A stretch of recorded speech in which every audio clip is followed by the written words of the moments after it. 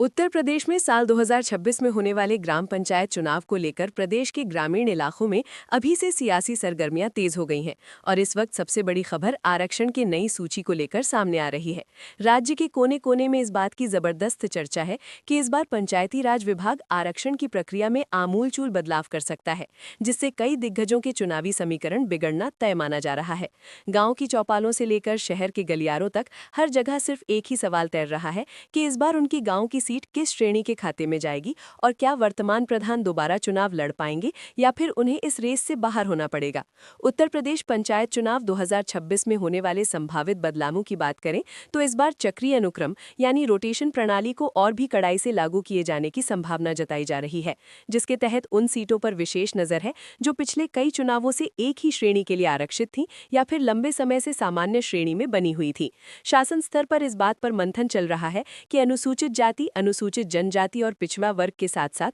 महिला आरक्षण के कोटे को नए सिरे से निर्धारित किया जाए ताकि उन वर्गों को भी प्रतिनिधित्व का मौका मिल सके जो अब तक सत्ता की मुख्य धारा से दूर रहे हैं। इस बदलाव की आहट ने उन संभावित उम्मीदवारों की नींद उड़ा दी है जो पिछले कई महीनों से क्षेत्र में अपनी पकड़ मजबूत करने के लिए भारी निवेश और जनसंपर्क कर रहे थे, क्योंकि आरक्षण की स्थिति स्पष्ट न होने तक उनका सारा गणित अधर में लटका हुआ है। विशेष रूप से महिला आरक्षण को लेकर इस बार और भी सख्त नियम देखने को मिल सकते हैं, क्योंकि सरकार का जोर महिला सशक्तिकरण पर है और ऐसे में कई महत्वपूर्ण सीटें महिलाओं के लिए आरक्षित की जा सकती हैं, जो स्थानीय राजनीति के समीकरणों को पूरी तरह बदलकर रख देंगी। इसके साथ ही ओबीसी, एससी और एसटी वर्ग के लिए सीटों का आवंटन जिला प्रशासन द्वारा तैयार किए जा रहे नए डेटा के आधार पर होगा, जिसमें गांव की वर्तमान जनसंख्या और पिछले 2 दशकों के आरक्षण इतिहास को आधार बनाया जाएगा। ये पूरी प्रक्रिया इतनी जटिल और महत्वपूर्ण है कि इसका सीधा असर गांव की जमीनी राजनीति और भविष्य के नेतृत्व पर पड़ने वाला है, क्योंकि एक बार आरक्षण सूची जारी होने के बाद